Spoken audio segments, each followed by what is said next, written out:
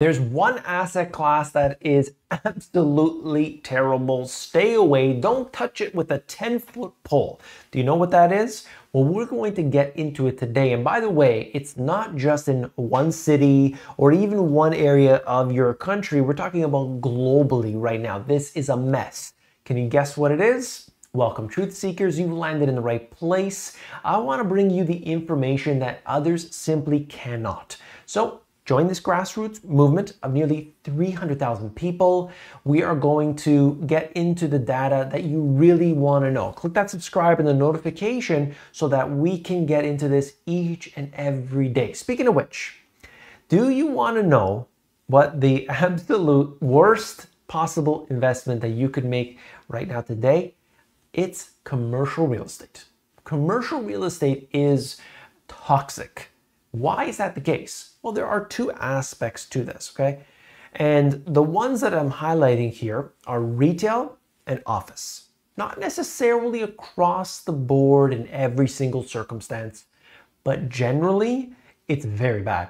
There are some areas which are in high demand, and that's just the way it goes. But in general, the long-term prospects are very bad. I've seen a lot in the retail specifically.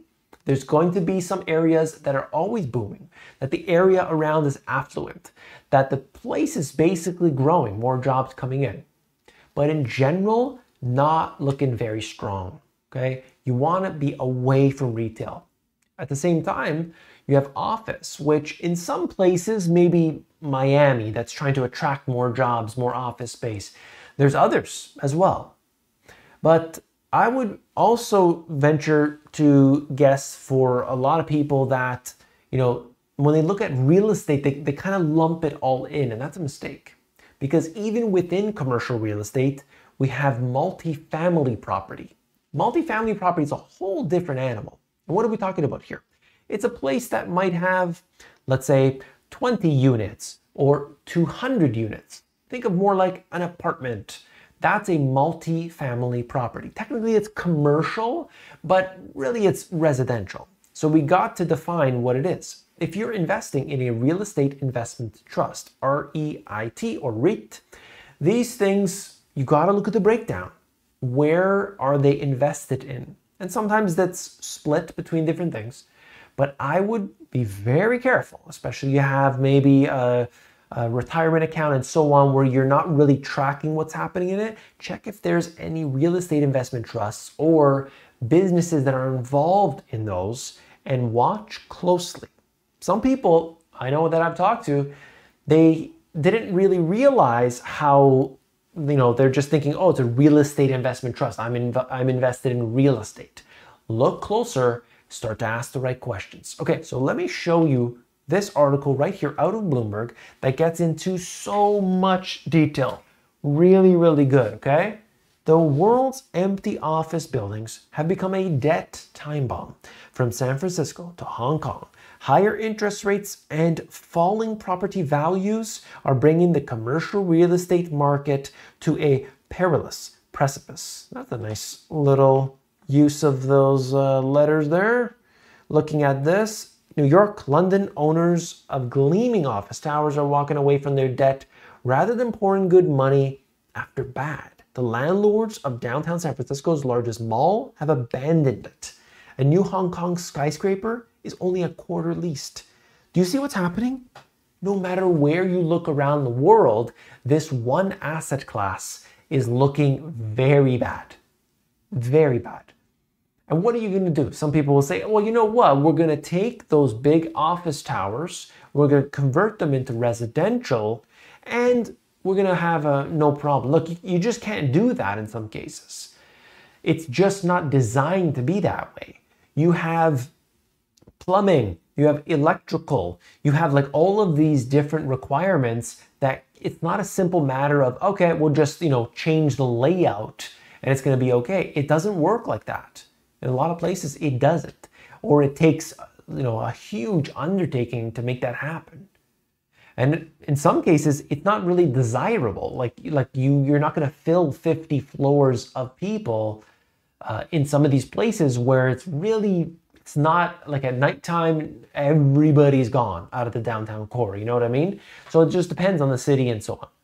I just would suggest stay away. That's all I'm saying, okay? You do what you want. The creeping rot inside commercial real estate is like a dark seam running through the global economy. Even as stock markets rally and investors are hopeful that the fastest interest rate increases in a generation will ebb, the trouble in property is set to play out for years. People are just saying, oh, I hope this passes right now. I mean, come on, you want a fairy tale? You and I, we can read some wonderful once upon a time books. But if you want to get to reality, that's why you're here at the Money GPS. You're here for a reality check. All of those weakness, all that weakness, leave it at the door. I don't want to see that here. I don't have time for that. We have to get this reality check, and then we got to go to our portfolios. We got to go to, if maybe you have somebody managing your money, and you got to start asking questions. Say, hey, am I any way exposed to commercial real estate? Yes, I want out. I know it's down. I want out. I'm going to put my money where I think it's more stable. That's what I would do. All right. After a long buying binge fueled by cheap debt, owners and lenders are grappling with changes in how and where people work, shop, and live in the wake of after 2020, higher interest rates making it more expensive. Tipping point is coming. In the US alone, about $1.4 trillion of commercial real estate loans are due this year and next. Other estimates are a bit lower, okay? When the deadline arrives, owners facing large principal payments may prefer to default instead of borrowing again to pay the bill. Shocking, huge, massive. Do I need to say that? You're talking about $1.4 trillion coming this year or next, and they are not going to pay their bill. They're going to default. Do you not sense that that might be an issue? Don't you think that this could be chaotic for the financial markets? Absolutely. Now, it doesn't necessarily mean that all of them are going to default, and it doesn't necessarily mean that means like residential real estate is going to collapse tomorrow. I'm not saying that. What I'm saying is that we have a problem that is not going to be resolved at this time. We know that interest rates are still, even if they were to not increase anymore from here and maybe even cut a little bit before the end of the year, they're not going to bring these suckers back down to where we had them before. They're not going to go to zero anytime soon, okay? So we know that we do have at the very least, a moderate problem to deal with over here in the next 12 months. You stay tuned to the channel, hit that subscribe. I'm going to bring you the details that they can't get into because they don't understand the big picture. They don't connect the dots. That's why you're here. You're here for the truth. So understand, you got $1.4 trillion of a mess hanging above your head. How does that seem? Look, you remember the cartoon, the Looney Tunes, where the anvil would be hanging upside the guy's head, and everything's okay. But as soon as that gets clipped, you know, he gets flat as a pancake, okay? Here we have more.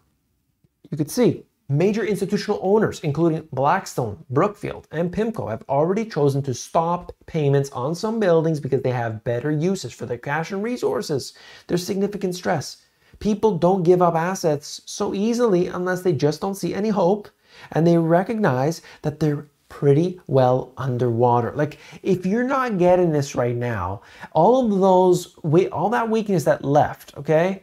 I mean, the people that do not have the patience for this are really going to be hurt by it.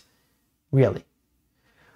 PGIM analysts have called, quote, the great reset of values is likely to be agonizingly slow. It took 6 years for US office prices to recover after the 2008 financial crisis, even though that episode was centered on residential real estate. This time we think it could take 10 years. So you got to understand why I'm telling you that this is chaotic. They're making up some numbers here. Yeah, we think it's going to be 27% down and so on.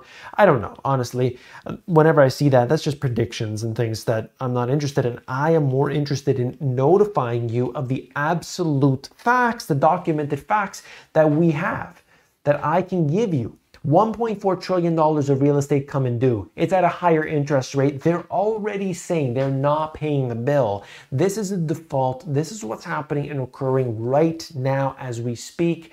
I think that you should be prepared. Like I said, you go to your financial advisor or you go and do that yourself. You look if you have any exposure to commercial real estate in any way.